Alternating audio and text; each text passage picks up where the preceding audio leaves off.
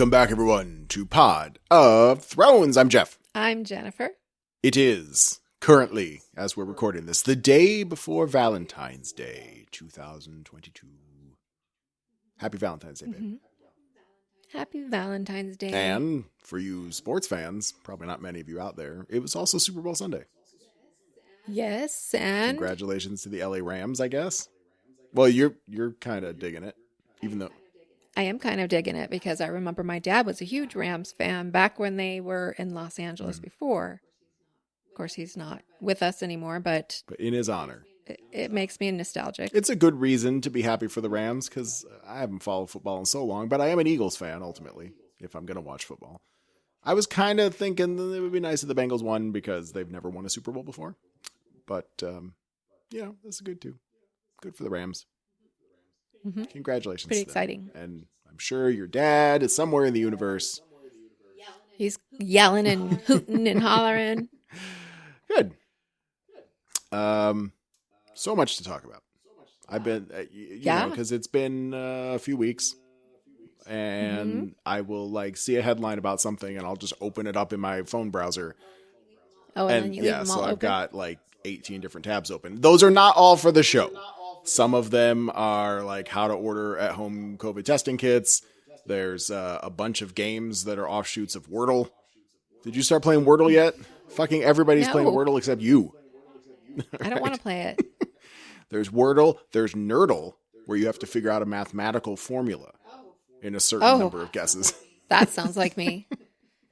There's Quordle, where you have to figure out 4 Wordles at the same time. Yep. Mm-hmm. And then there's one I got to try my son on, Worldle, where it shows you a picture of a country. I don't know if you can see it there on my browser.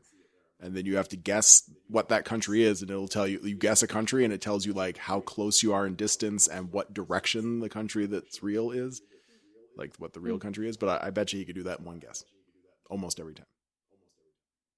I'm going to have to test him. It's going to be crazy. Maybe I can TikTok it or something. Anyway, but there are a lot of tabs here that I opened up. Let's start with the not Game of Thrones headlines, move into Game of Thrones headlines, and then we're going to talk about the Book of Boba Fett. Because we just finished watching that. Sounds good. And I'd like to see what you think about it. Let's see. First of all, last time we talked, my first headline was a thank you to our listener Mila, who finally made me make a Spotify account so I could listen to Witcher music. And then, of course, now that I'm finally late to the party, finally have a Spotify account, now all of a sudden all this Spotify controversy bubbles up. Yeah, that's hilarious. So, the first headline was Neil Young exiting Spotify. A few more artists have done the same because they're objecting to Joe Rogan because he is spreading weird fucking COVID conspiracy theories. How do you feel about all that? We've been trying to get through COVID here. It hasn't been easy. I don't know. I mean, there's free speech, but also you shouldn't be able to spread lies that are poison to our country. Or the world. I mean, Joe Rogan's got a huge following. Spotify is paying him it's $100 million contract. I feel like you should not be able to spew lies that affect global views. Or health. Or health, I mean, right. there's a lot. Be danger to people. Well, if you study the First Amendment, and I did take one class on it during college, and some of the original Supreme Court rulings about free speech stuff, what their indication was, the First Amendment exists for the purposes of finding the truth. That's why we have it. We let everybody speak their minds so that we can figure out what's true and what's not. And I can dig that, especially because there's a lot of bad people out there that would be happy to suppress the truth. It's why, look at, the opioid epidemic, just as one example. Without a few people exercising their rights to speak out and be whistleblowers and stuff, maybe we wouldn't know as much as we do now about the level of corruption that led to the opioid crisis, right? With the pharmaceutical companies. Maybe. So It's good that we have free speech, but then, you could pollute people's minds with lies too. Mm-hmm. And then I've seen a lot of back and forth, even from people that I generally agree with politically, saying like, fucking leave Joe Rogan alone. Like this is not the answer. And I mean, I kind of feel like there's nothing wrong with a boycott. I mean, for all the capitalists out there, which we are a capitalist country, right? And, liberal, conservative, most of everybody believes in capitalism in some fashion. I don't. But if you do, well, it's a way to exercise your speech, right? You're taking your money away. Money is speech. That's your own free, right. Mm-hmm. Neil Young, he can make a statement. I don't have any problems with any of that. And Spotify has to decide how they want to deal with it. But a very good point that I saw was, if Spotify were to bow to pressure and kick him off, he doesn't need them. They need him. They paid him a lot of money, $100 million over however many, few years, to come exclusively to their platform because they wanted his audience. If he exclusively, you used to be able to just download the Joe Rogan show and he would have, he could have ads and he had a YouTube channel and all that, but you can only get it on Spotify now. Right. Wow. So if he were to exit Spotify, then he'd be back in the public and probably it wouldn't hurt anyone. Like it might hurt Spotify more. They'd lose more money because people would be like, well, you canceled Joe Rogan. I'm out of here. It's the only reason I was subscribing. But it wouldn't hurt Joe Rogan. He can still make his living doing it.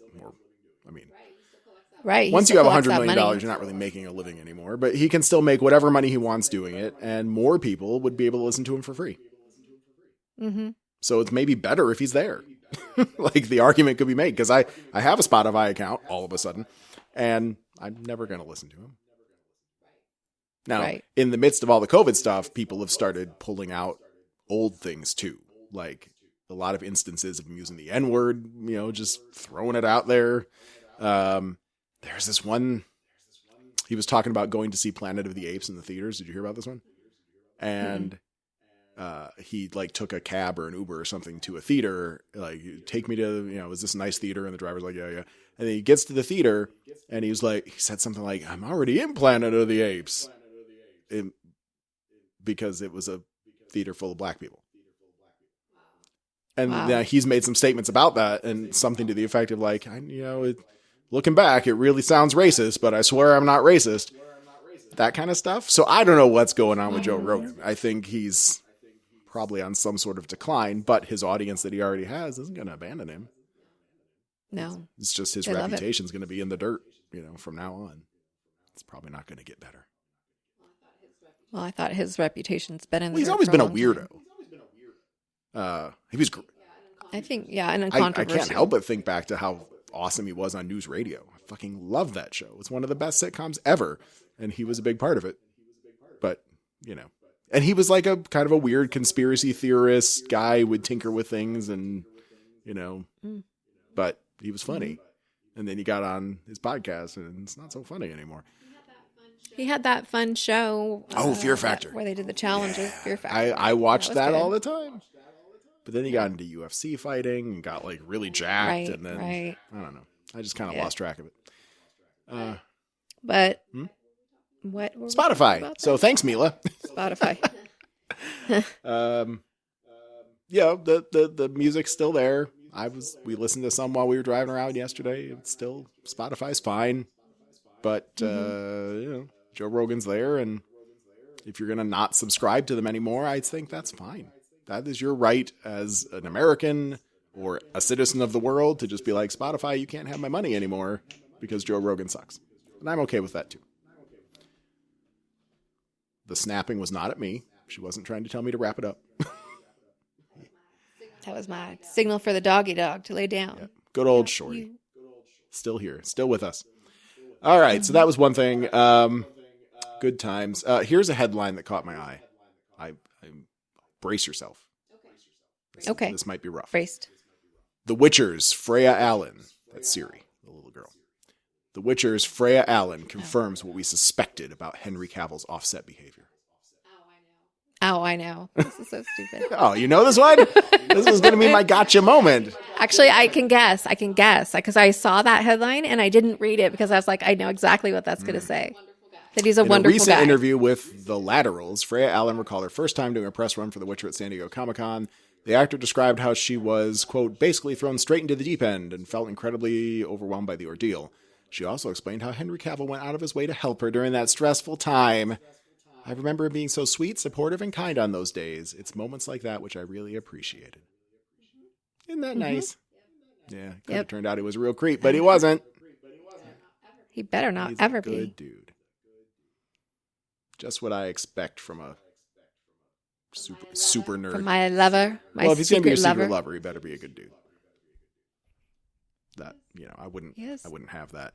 I'd have to stop you if he was not a good dude. Mm-hmm. Well, I mean, that's what he's living for, to be a good dude, just so you don't stop him from being my lover. Okay, it's fine. It's fine. I got my own crushes, one of which is going to come up in this episode, so that's fine. Oh no. Let's see. Do I have anything else? Oh, The Wheel of Time, a show we enjoyed, has been confirmed for its 3rd season. Hooray! Does that sound strange to you? No. We've only seen 1 season. We know that something's. Oh. So apparently, there's so many people that have just been like, hey, it's okay, whatever. But I guess a lot of people are watching it. I really liked it.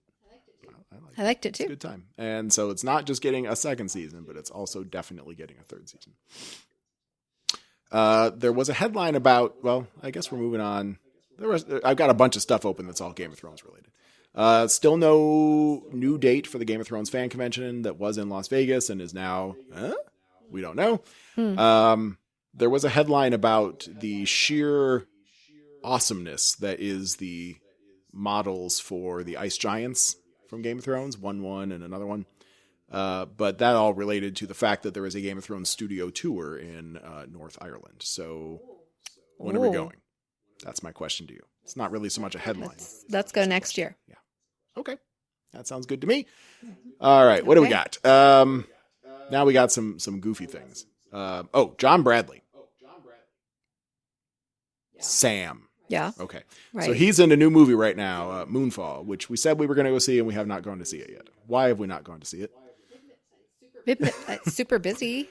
Also, super busy. I heard it's really bad. Oh. But I don't know. Like, I kind of want to support him anyway. Like, it could be fun bad. I mean, it is about our moon crashing into the earth, and there's like weird, crazy action scenes. I don't know if I think he's going to be funny because he's like a conspiracy theorist that then kind of like turns out to be right because now the moon is crashing into the earth. So I think it might be worth watching just for him, if nothing else. But now that he's doing press, people, of course, are asking him about the ending of Game of Thrones. Yeah. Bradley persuaded Hamill entirely, blah, blah, blah. He said fans were so attached to the fantasy series that they would never be satisfied with the outcome of a finale. It was highly unlikely that we were ever going to please everybody, Bradley told the Just for Variety podcast.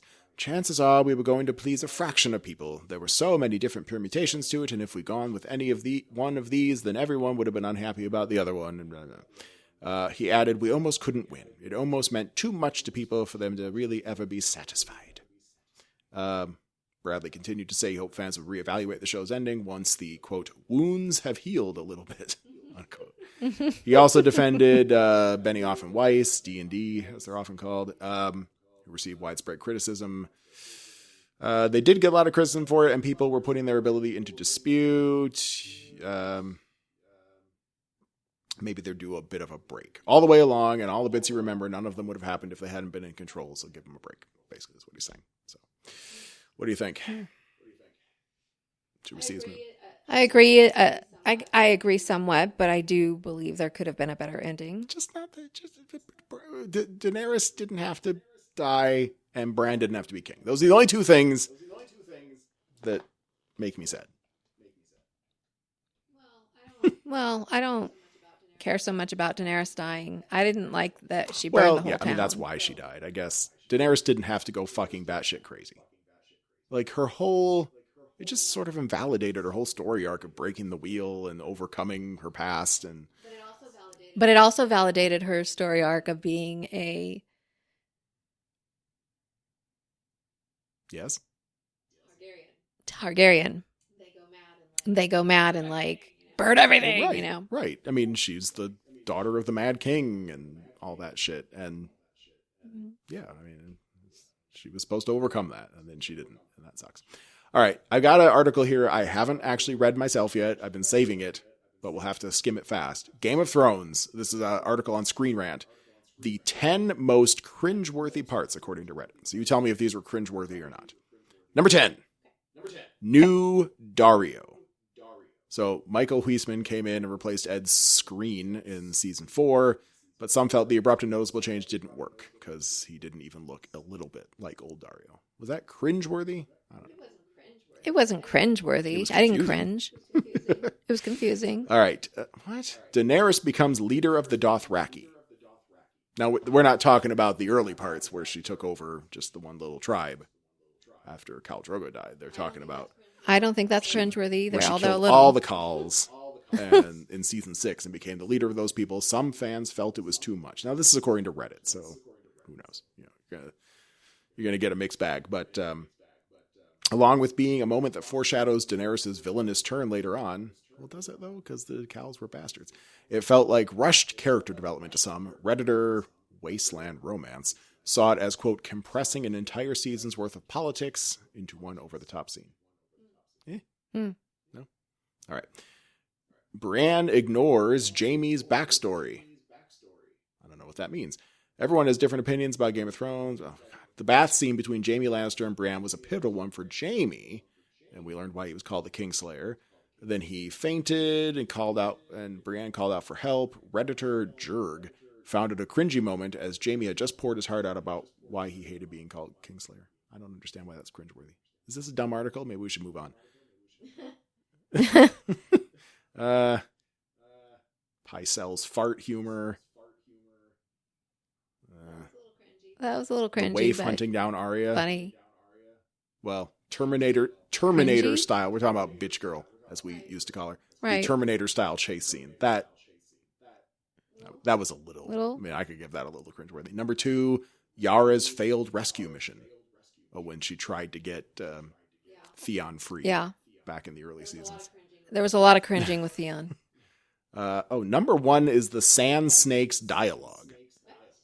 What? This is stupid. Dumb.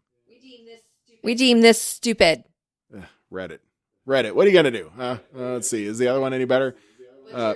What's your most cringeworthy scene? In Game of Thrones? It stands out to you. Cringe. Maybe the guest appearance from Ed Sheeran. That was a little. Yeah, that's not on this list.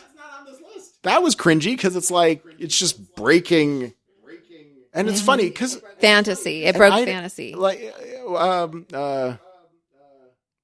the actor that played Ned Stark, Sean Bean.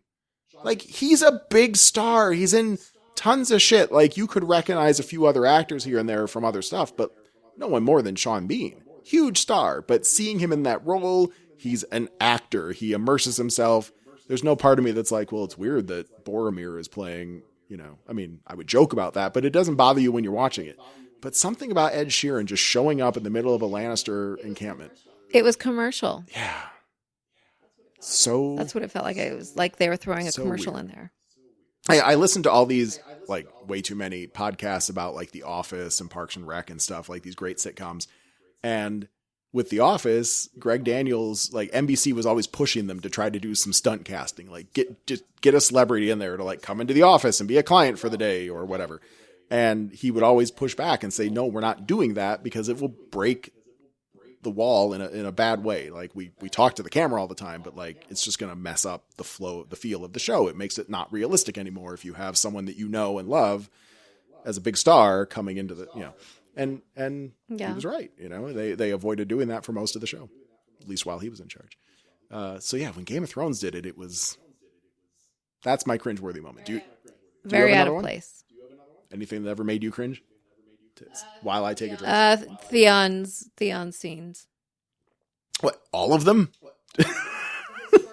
His torture scenes. And his behavior afterwards. Very when he was all twitchy. Right, and the way he, let Sansa get, just all the things that he did. He could have made a better choice in every single way, but he was so beaten down. It was just, it was really hard to watch. Okay. I get it. Here's another one on CBR.com. Game of Thrones, 5 actors who nailed their role and 5 who fell short. Let's just go through this real quick. Nailed the role, number 10, Jack Gleeson as Joffrey Baratheon, universally hated by everyone. Well, I don't think we need to discuss that further. He was amazing. He was. Number 9, I don't know about how I feel about this, but you tell me. Fell short, Anton Lesser's Qyburn. It didn't have a clear-cut character arc. Do you remember Qyburn?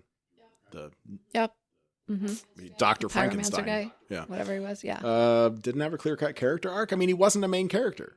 I don't know how it differs from the books. But you didn't hear where he came from, and you didn't know very much about him. A tiny amount of backstory, but mostly he was there to ultimately do weird shit for Cersei. I don't know. I was okay with it, but nailed the role. Christian Yerin as Hodor. The right combination of tenderness and determination.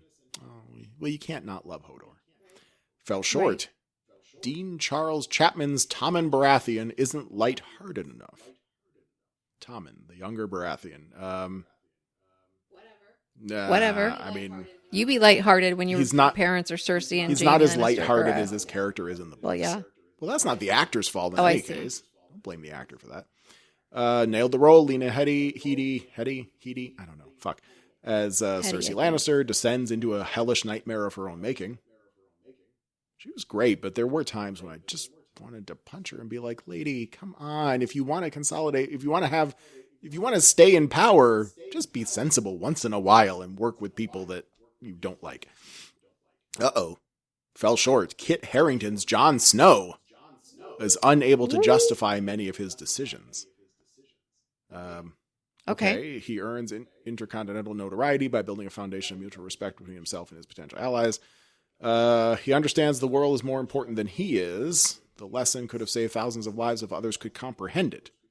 Jon Snow, while lovable, is unable... Well, they're not giving us any examples. Audiences felt bad for how badly he was treated by the Starks. Well, I don't know. What decisions did he make? Well, the Starks make bad decisions, but Jon Snow didn't make anywhere near as many. Did he?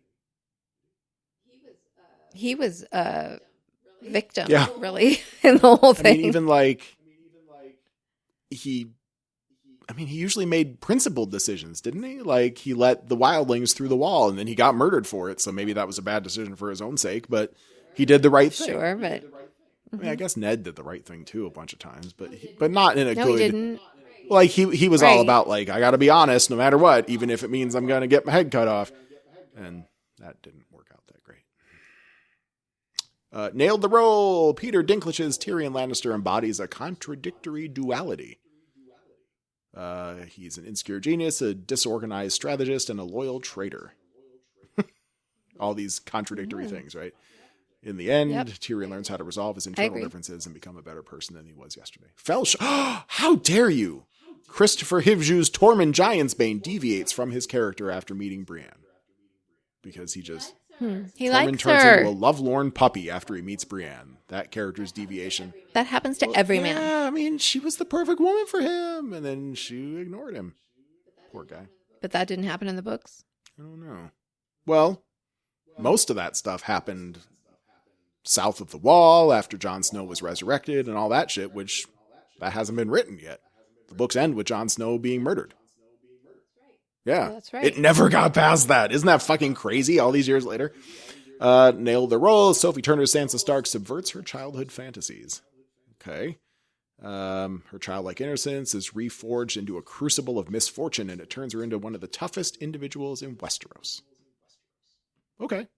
And finally, fuck you. Fell short. Tom Wash.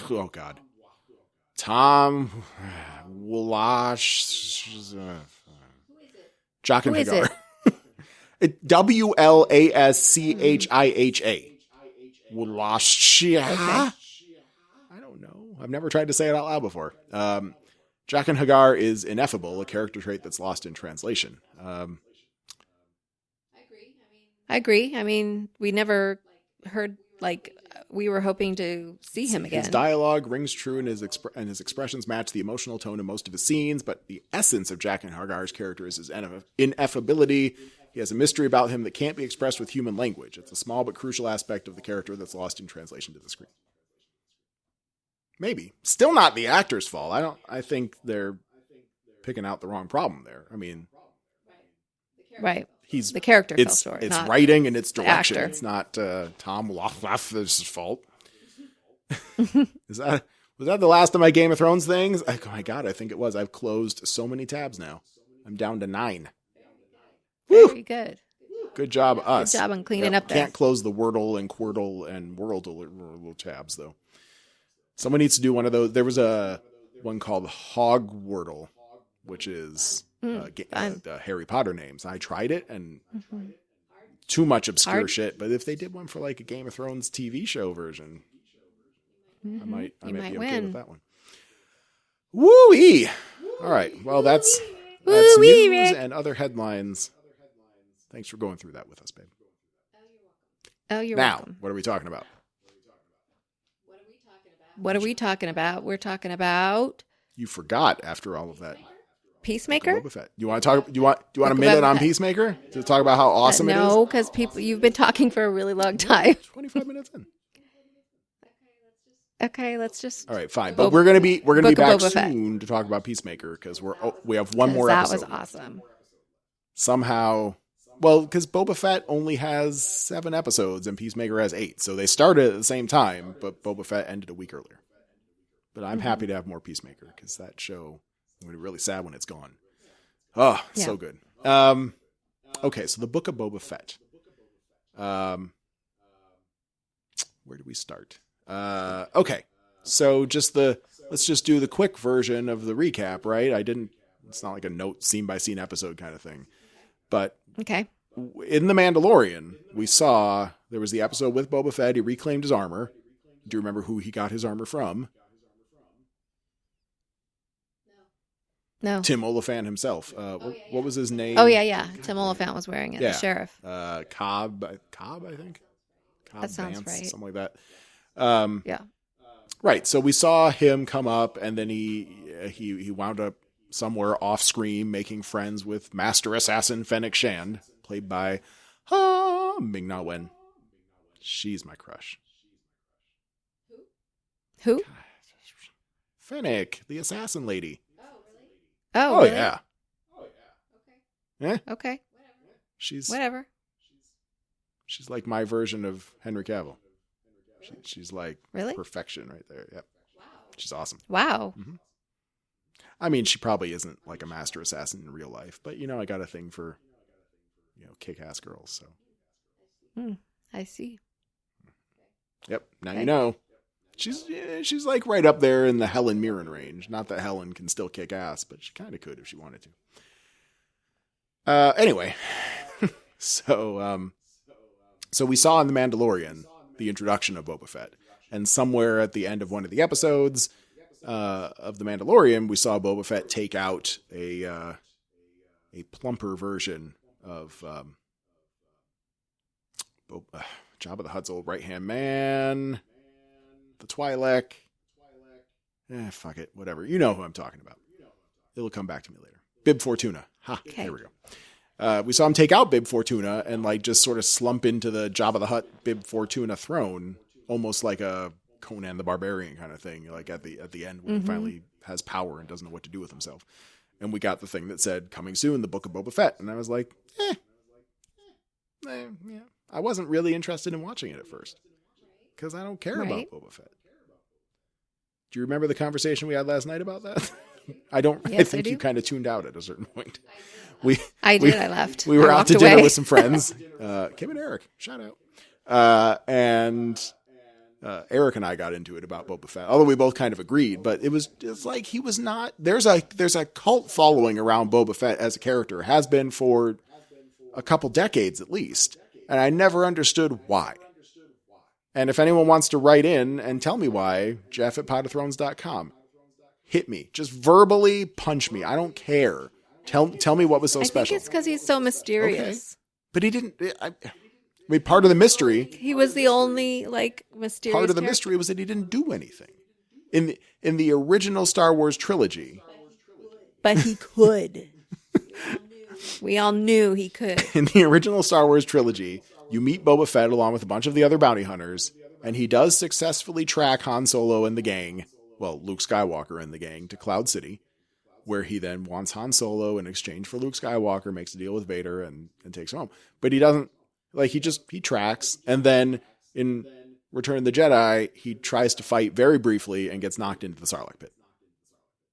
That was it. In the revised trilogy, he has one scene where he's hanging out with Jabba in Episode 4, A New Hope. And then same stuff in Empire Strikes Back. And in Return of the Jedi, he also, like, winks through his helmet, like gives finger guns or something, like a cute look over to some waitress in Jabba's palace. That was his extra content. Like, he doesn't do anything. So I never understood why Boba Fett is so beloved. I guess the mystery, right?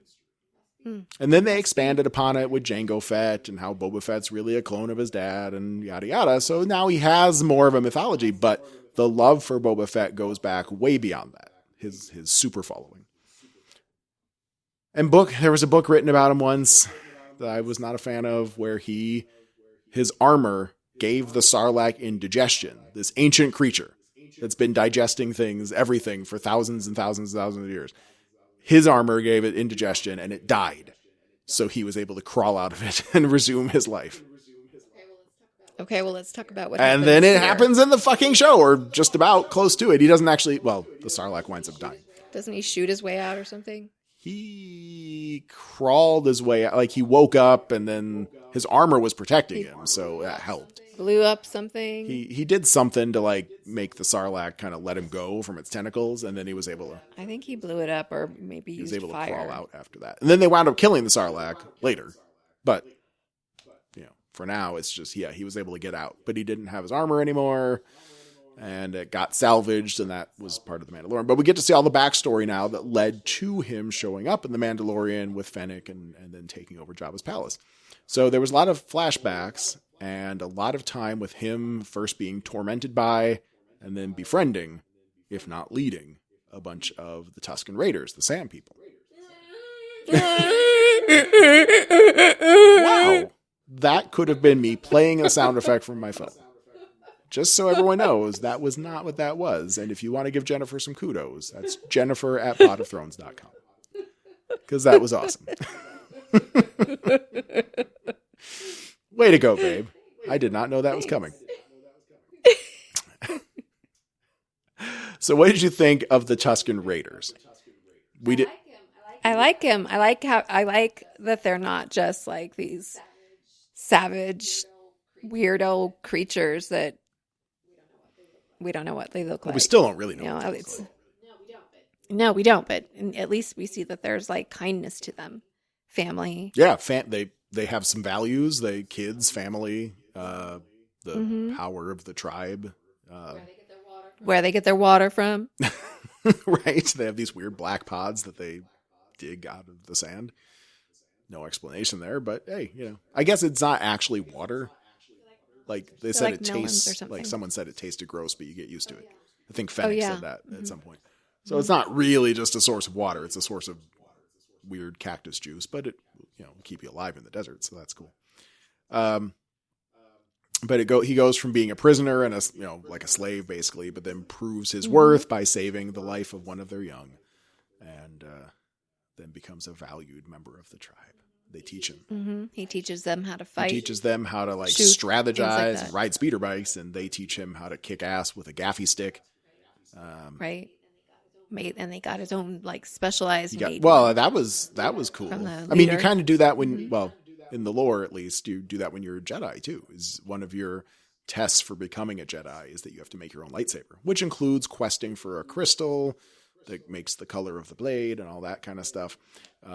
But yeah, building your own lightsaber is part of that process. And I'm sure there must be some basis in ancient societies too for making your own weapon as being part of a warrior of the tribe. It's got to be, right? Sure. I've done no research on this, but I'm sure there must be. Because it makes a lot of sense as a rite of passage. This is your gaffy stick.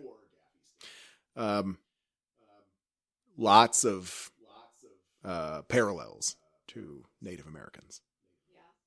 Yeah. They didn't even try at some points, like the necklaces that the chieftain was wearing and stuff. Like some of his garb was very reminiscent of either Native Americans or maybe Aztec, like something in that realm, maybe a little mix of both. But there's a big Western feel also to what's going on Tatooine, especially Cobb Vanth and the dueling and stuff too. So there's a lot of Western elements in this show. And then that brings you back to cowboys and Indians, train robberies. Like it's all that. And in those old movies, maybe even some of the new movies, the Indians were what? Barbarians, right? Thoughtless killers. They just scalp you and take your stuff. Right. And now we know that the Tusken Raiders aren't all about that. I love that. They're just trying to protect themselves. I guess it's less maybe about the fact of just being Star Wars lore and more about maybe some kid's going to watch it and take a lesson from it. Maybe. Could be. All we ever saw them in, I guess they were really only in episode 4, right? Yeah, when they were flying through the desert. Yeah, and they knocked out Luke and broke off C-3PO's leg or arm or something. And started scavenging through the stuff. And we also learned that Jawas make good boyfriends. That was a weird part of Boba Fett. That was really weird. Amy Sedaris is a fun actress, and I have a hard time picturing her dating a furry Jawa. Jawa. Are they furry? She said that. Yeah. One of the weird things about dating one is how furry they are. Ugh. Yeah. Which I just. Anyway, so we get Boba Fett. The fact that Amy Sedaris was in the show is a side topic we need to talk about. But we get a lot of flashback of Boba Fett with his time with the Tuskens, laid over like him being in a Bacta tank all the time, healing. Right. We're like, I guess whatever, that was dude. some long-term healing from the Sarlacc stuff, because like stomach acid, I guess. I mean, he did have like white face for. And that might have just been sand, or maybe it was burns. I don't know that either. They didn't make. I thought maybe it was like mud. The fact that he had to sleep every night in a Bacta tank, but could still walk around town and fight when he had to, and talk and make deals and take off his helmet and look normal. Yeah, it wasn't really clear about what was wrong with him. Yeah, I mean, it seemed long-term injuries must be it, but it didn't seem to be holding him back that much. Maybe we can't see. The injuries are on the inside, around his heart. And everyone's gunning for him because he's the new guy in town. We start with Hutz. Well, he's now like the gangster daimyo guy. Very samurai sounding. So then we get we get some samurai mixed in with some Western. Kind of describes Star Wars pretty well in the first place. I mean, the original movie was very much stolen from a Kurosawa film. I want to say it was called like The Fortress or something. I don't know. Okie dokie. Like it's almost the same movie. So he met some Hutts. We got to see new Hutts for maybe the first time in cinema. There's been some animated Hutts. The Hutt cousins of Jabba, who wanted to take over, sent a big Wookiee assassin at him. Chrysanthemum? Yeah, that was it, right? Actually, the way he's credited is even worse. I want to just... Yeah. Okay. So, Carrie Jones plays not just Chrysanthemum, but he's actually credited as Black Chrysanthemum. Weird, right? That is weird. That's racist. He's got black fur, sure, but do we have to call him Black Chrysanthemum? Is there a white one? I don't know. Maybe that's going to come up. Maybe it's going to come up soon that like they were twins and Chrysanthemum's their last name and their mom named him Black and White because it was the best way she could keep track of them. That would be great. That would be a great. She needed their names to keep track of them because she couldn't tell which was white and black. I would love that. So I hope that's what it is. They try to kill him. They fail. He gets some help to get out of that. He's not a big ass kicker, this Boba Fett, most of the time. Like, he can fight, but he needs a lot of help. He's getting old. He's had a lot of injuries. Mm-hmm. Yeah, he's a little slow, for sure. He's very slow, actually. Yeah.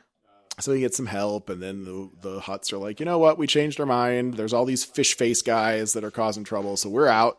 Have a Rancor as a present, which was cool.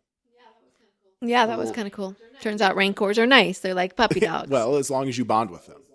You have to be the first person they see. You're like their mother. Right, it's like you and Shorty. Shorty came home. The kids loved him, but then they went to their dad's house, and it was just you and Shorty. Well, and me, but I'm a non-factor. For a couple days. And now you are the only one Shorty ever truly sees. Well, that's not true. He only has eyes for you.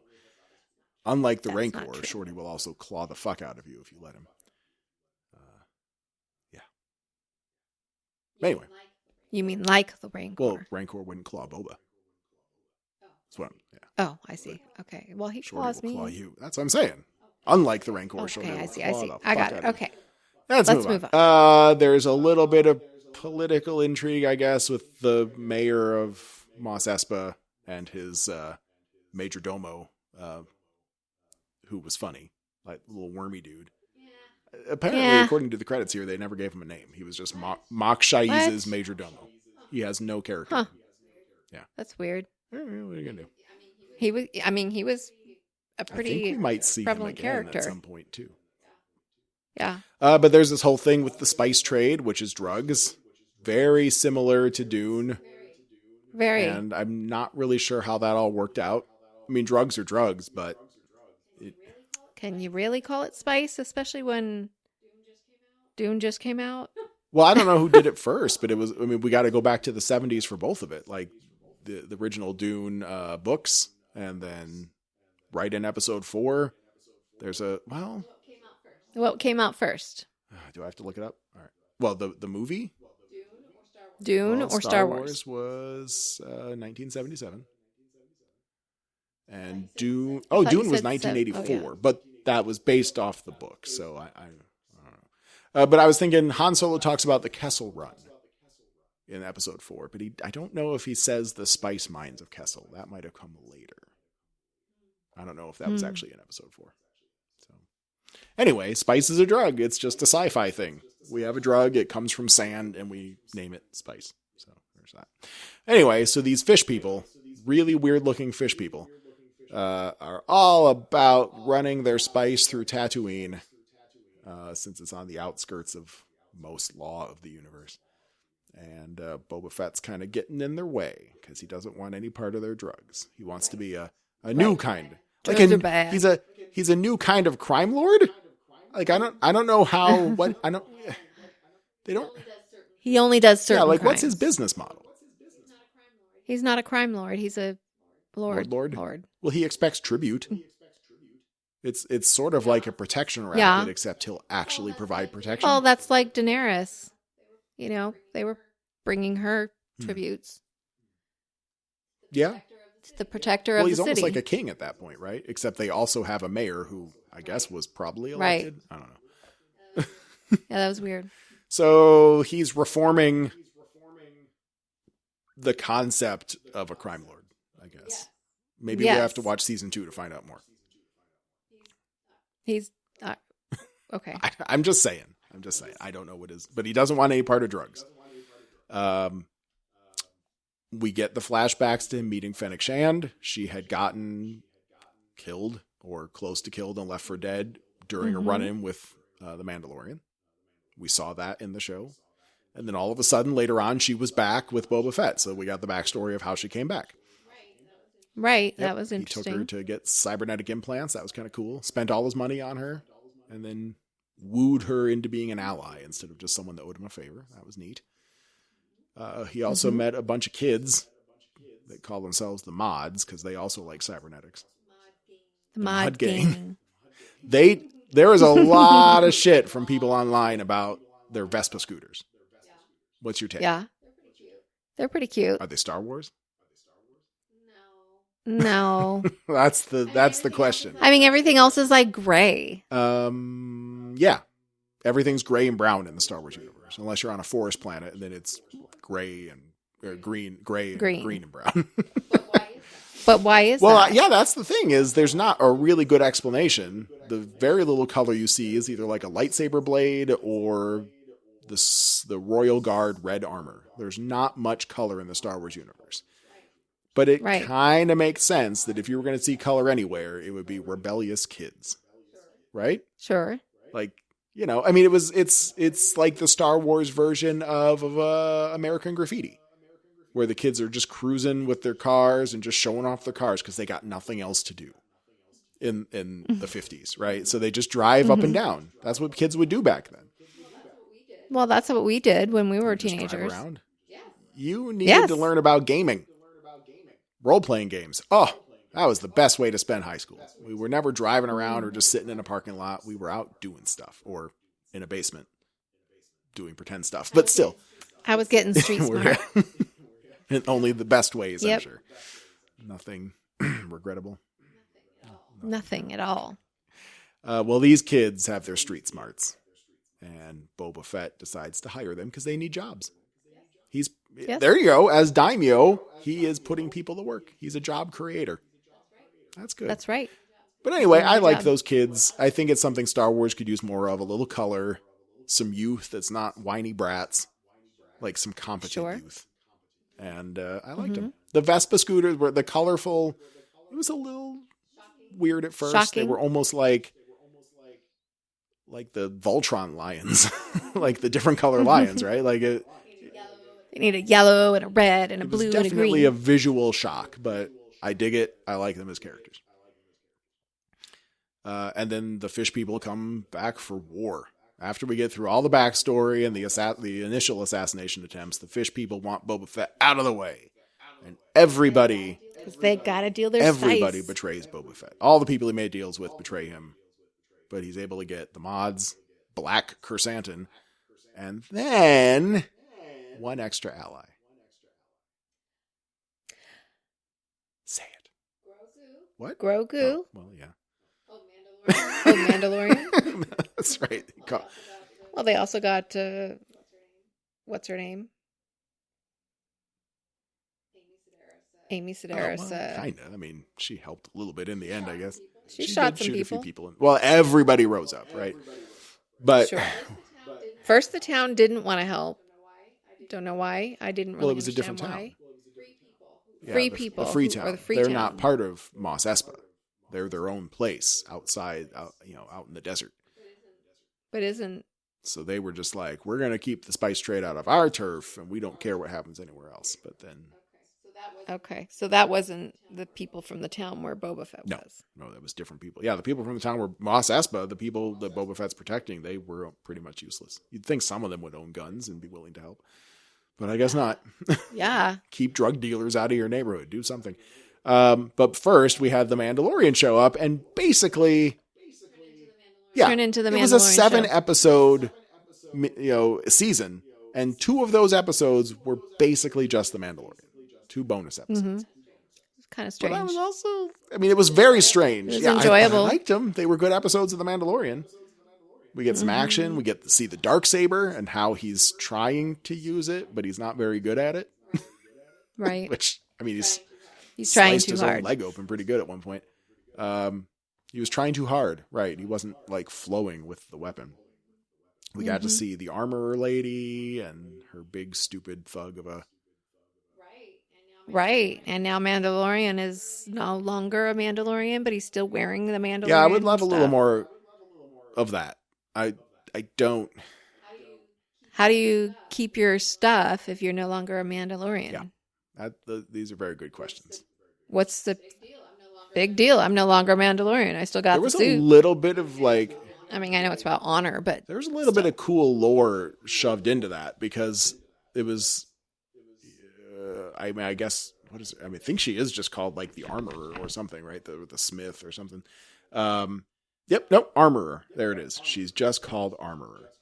But the other person with her is named someone or another Vizsla, which turned out to be kind of important because pre-Vizsla was the guy that made the Darksaber in the first place, or the Vizsla family. Maybe pre-Vizsla wasn't the first, but Paz. Oh, like his father or What his the brother? what? Or... I did not know this. So it was Paz Vizsla, and it's Jon Favreau.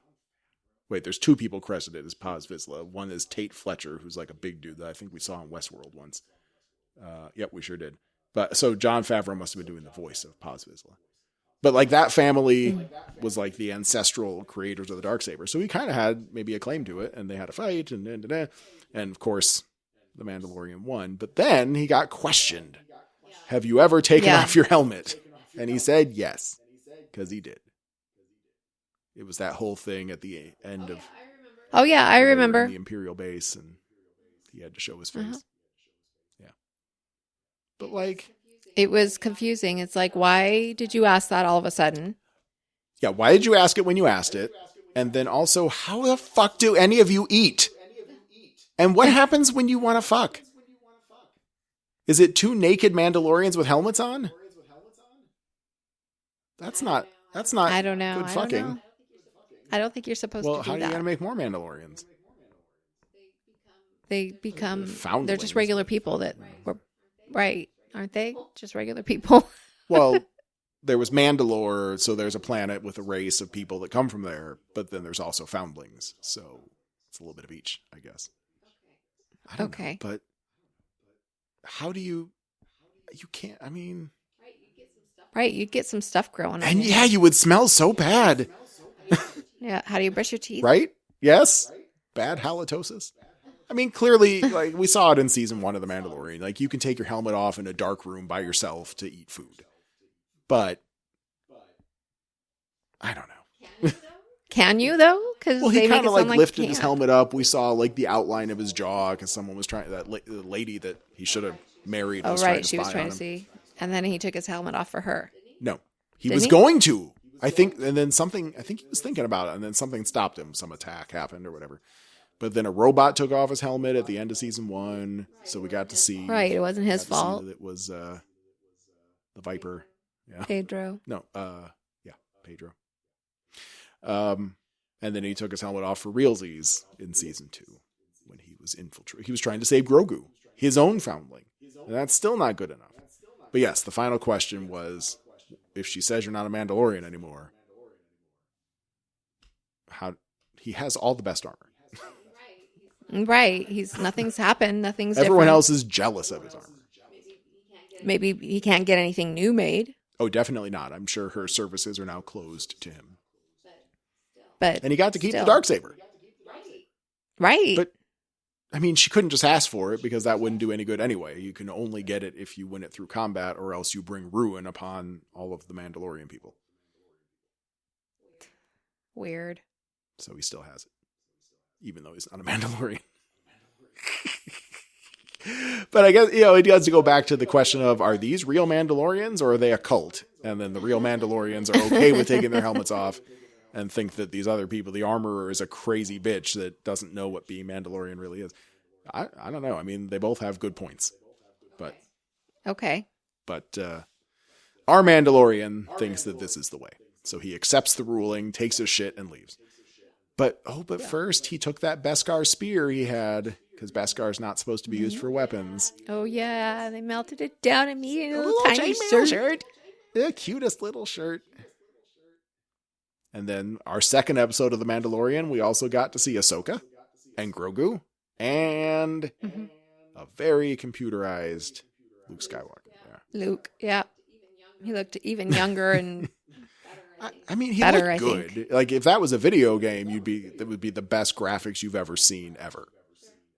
Sure. He looked good. He looked too good. Yeah. It was a little bit of Uncanny Valley. It's getting better. It's not like, what was the first movie that gave people like the heebie-jeebies? That one with Tom Hanks, where he still looked like Tom Hanks, but he was driving a train high on cocaine. What was that movie called? It's a Christmas movie. He was high on cocaine. Yeah, Polar that's it. Express. But like, it still looked like Tom Hanks, and it was very realistic. But it was the Uncanny Valley. It was it was weird. There was no soul in it. So they've gotten better. I'd say Luke had like a quarter of a soul. Sure. Yeah. Apparently, It was bizarre. But we also got to see some good insight into like, how do you take a walk with Grogu? Well, you use the Force to scoop him as you go. Every few steps you take, you scoop, and Grogu lands in front of you, and then you scoop again a few steps later. That was awesome. Just engineering their way into making this somehow viable. So right. I liked that. And he was training Grogu in the ways of the Force, and it was kind of adorable. But at the same time, fuck you, Luke. Yeah, it highlighted... You are so immature. it highlighted some problems with the Jedi that we've always known. I couldn't even say always. In the original Star Wars movies, 4, 5, and 6, there was just Luke, and there was Obi-Wan, old hermit.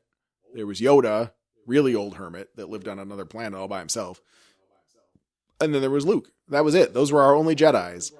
And so they didn't talk much about like, Luke, girlfriend, you must not. Like, there was nothing like that.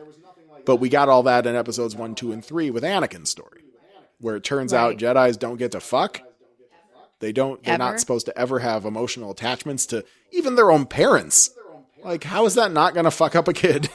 If you're just like, all right, you can come study with us. You may never talk to your mom again. What the fuck? She can't come visit you on parents' weekend? Well, that's like kidnapping.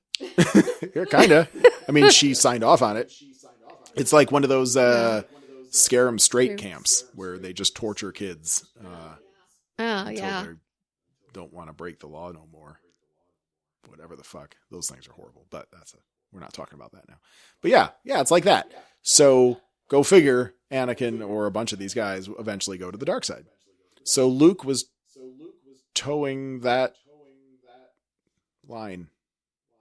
Towing something. Is that the right phrase for the situation? Towing the line? Sure. Yes, sure. I think it's okay. And he did it to Grogu. You can either have a lightsaber that I made for you. It's cute and it's small. And you can train with it. Or you can have this chainmail shirt. That came from the Mandalorian. You're pretty much father. Yeah, just about. Like, you guys have had adventures. You've bonded. But if you choose the shirt, then you have emotional attachments to humans. And you can't have a lightsaber no more. It's really fucked up. Right? You can't be a Jedi. Even though he has attachments. Luke has a sister he's fond of. In the expanded lore of Star Wars, I do believe Luke got married. It might. I want to say it might have been to Mara Jade. Something happened there eventually. Now, most of maybe all of that has been invalidated when Disney took over and said most of this shit's not canon anymore. It's out there. Who are they to say? Right. I gotta say, if you're a Jedi and you have like perfect control of your body and you can feel the universe around you, sex is probably awesome. Maybe it's too good. Maybe that's the problem. Or maybe you don't need sex. You can make yourself feel awesome no matter what. Also possible. Which, I don't know. But it's okay. It's okay to fall in love with someone. Love makes the world a better place. It's okay to want to wear a chainmail shirt. It's okay to want to wear a chainmail shirt while you learn how to use a lightsaber. Especially when... It's extra protection. Why can't he just wear that under his Jedi? And Beskar can block lightsabers. I mean, it's the perfect Jedi armor if you were going to wear armor as a Jedi. Jedis... They're not allowed to wear armor, apparently. Yeah, that's never made really clear. I mean, none of them do, probably because it restricts your movement, but Beskar is clearly lightweight. It's chainmail, it's easy movement. So, yeah, Luke was just... Oh, but the other maybe interesting note of that was that in seeing Luke do that, you kind of get a hint at what happened with Kylo Ren, Ben Solo, right? Later on. Because Luke was starting to build his academy. That was the thing with the robots and putting all the stones up. So we see his future Jedi Academy being built, and then we see him being a total dipshit and not understanding how people work. Right, especially young people. Just sticking with this hardline Jedi creed that you can't have attachments to anything. And sure enough, he lost a student, didn't he? Mm-hmm. Sure did. So, yeah. Kind of cool in that sense of what we see where Luke's ultimate failure will be, but it's a shame that it just had to be that way at all. It's a shame that Luke had to be a failure and just sort of the lamest Last Jedi there could be. I don't know. Maybe he's probably like, oh, he'll be back. Maybe. And Grogu can still use the Force. But Ahsoka, not a Jedi. She decided she didn't want to deal with their bullshit back sometime, I guess maybe during the Clone Wars, or if not during the Clone Wars, during her later, appearances. But somewhere along the line there, she was like, I want to be a good person and I want to save the universe, but I don't want to be a Jedi. So she's not. And that's why she wouldn't train Grogu. Which seems all right. You still get all the just Force. Don't be evil. That's all. That's all we're asking of you. Just don't be evil. So yeah, I mean, it was neat stuff, and it was cool that we got 2 bonus episodes of The Mandalorian, and then the final episode of the Boba Fett story was The Mandalorian plus Boba Fett together, and that was neat. Yay. Lots of right. guys in masks doing combat with laser guns, Mm-hmm. And we got a Rancor bashing robots to pieces, and you felt fun. bad for the Rancor. Like when you saw him, Because he's like a big he takes puppy like a missile dog. to the chest, and he's all like covered in fire and scars, and he's screaming and just kind of tugged at your heartstrings in ways you didn't think it would happen. The original Rancor, he was going to eat Luke. Because it showed that he was capable of love The Rancor was or devotion or something. capable of being more than just A a killing instrument of eating punishment monster. and torture. Yeah. Yes. He himself was an instrument of. I mean. Yes. It's okay. He also had a King Kong moment that was pretty funny. Where he was going berserk and climbed a tower and a little much, I swatted thought. Boba But Fett. Or the Mandalorian, I guess. So that was funny. Turns out Cobb Vance is still alive. Oh, Cad Bane. What'd you think of him? You never met him before. no, I thought he looked like a praying mantis. And he was in a little. He was annoying. Oh, okay. I didn't like cool. him. Oh, all right. No. He's no I man. used to watch the Clone Wars religiously with my young daughter. And then it was one of those things where we just kind of fell away from it at one point, and then she lost interest, I guess, and we never finished the Clone Wars. My understanding is it was implied that he died in the Clone Wars, but maybe you even saw him get shot or whatever. But then it turned out he was okay because he shows up again in, I think, Rebels, and then you think he dies again, and it turns out he's okay because he shows up in the Book of Boba Fett, and then he dies again. So who knows? He could be back. He could be like a comic book fucking villain where you think he's dead and he just keeps ticking. But it was neat how they brought him to, reality, I guess, right? It looked like it was maybe practical effects. I don't think he was CG. It kind of looked like they had just put this prosthetic over someone's face and then made it move with the words. It was neat. I think so. It was a pretty cool effect. I liked it. I think it was part the guy's face and part prosthetics. Ultimately, of course, Boba and his friends all work together and they beat back the fish people. The fish people evacuate Tatooine. No more spice trade on Tatooine. I assume there will be a season 2. I enjoyed the show. I still don't really care that much about Boba Fett, but I liked all the people he surrounded himself with. How did you feel about the show?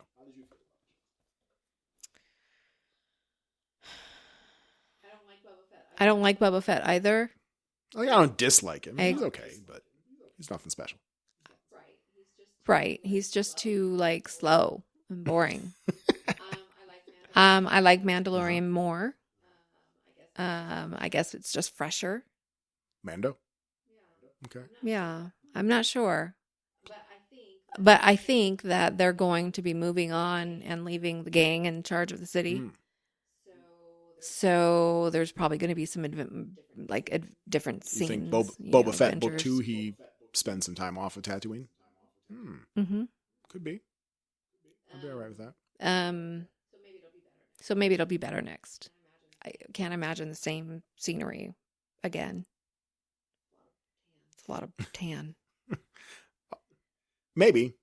I would still definitely. I mean, if he leaves Tatooine, fine. But if we get a season 2 of Boba Fett, I do want to know what his business model is. So anyone at Disney who's listening, please explain what he's going to do as daimyo if he's not going to be a crime lord that does crimes.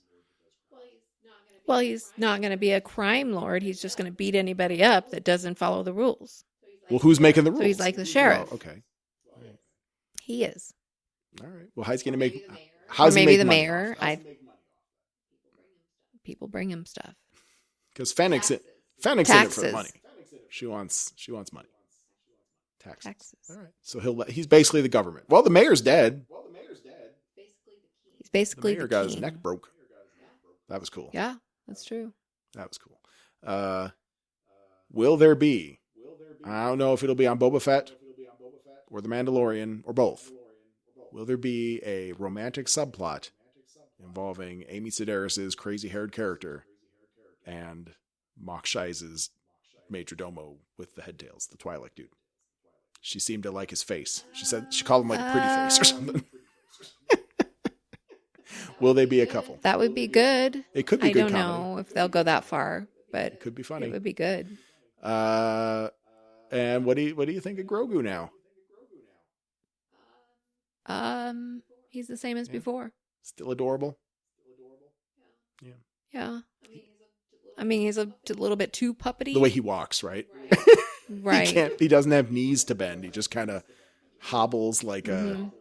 And he doesn't like move his hands really, or he's just kind of puppety right now. But I do like it better than if he was CG. Like puppet Yoda was way cooler than computerized jumping around screaming Yoda. Yeah. True. Yeah, he's adorable. I loved how he put the Rancor to sleep. And then he fed right next to like a dog. Oh, it was great. Yeah, that was great. Mm-hmm. So, even though I don't love the name Grogu, I do love Grogu. He's the best. So, Mandalorian Season 3 should be a lot of fun, I guess, because they will still be together having adventures. So, they're going to do like Mandalorian and then the Book of Boba Fett and the Mandalorian and then Book of Boba Fett? I don't know. I guess I could... That'd be kind of cool. Google that real quick. Hadn't thought to think about it. Oh, wait, maybe like IMDb, if it's been renewed for Season 2, it should tell me right now. Nope, there's no information on IMDb about a Book of Boba Fett Season 2. Because otherwise they would have like Season 2 Episode 1 listed with no title.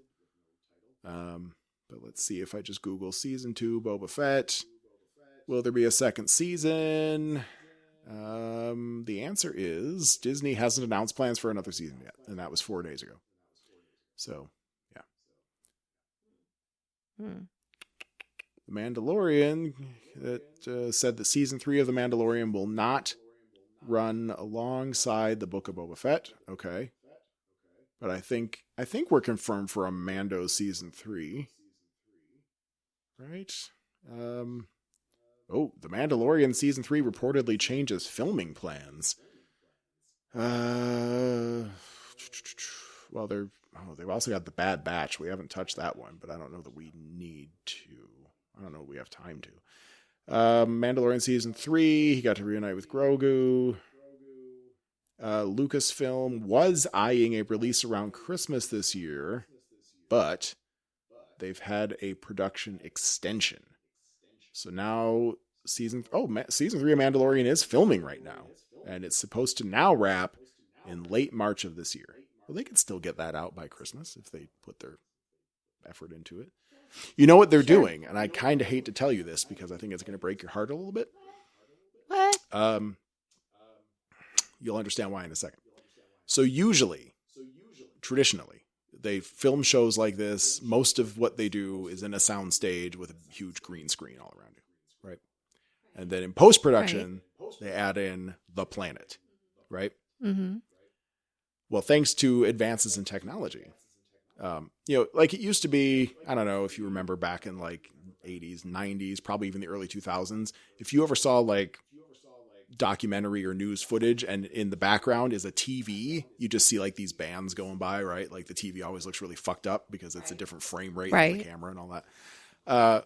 Well, with modern HD stuff, that's not so much a problem anymore. And if you go super ultra super HD, you would never know the difference. So I think it was Samsung that did this first, but I don't know who does it now. But there are these interlocking panels where you can make a ginormous curved LED screen and put your planet on that screen.